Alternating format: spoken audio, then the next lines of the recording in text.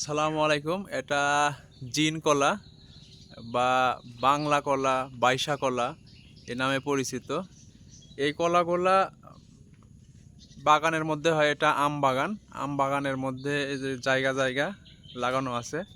এভাবে আপনারাও জিন কলা চাষ করতে পারবেন, যারা প্রতি পরিত্যক্ত জায়গা আছে যেগুলোতে কোনো ফসল হয় না, সেই জায়গাগুলোতে যদি আপনারা এই ধরনের জিন কলার বোক মানে চারা সেম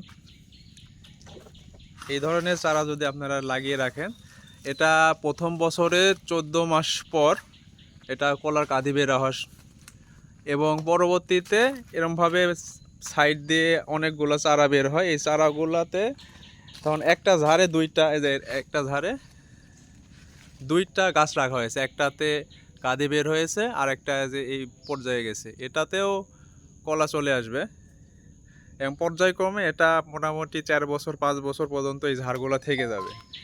তাই যাদের এরকম জায়গা আছে তারা জিন কলা চাষ করতে পারবেন।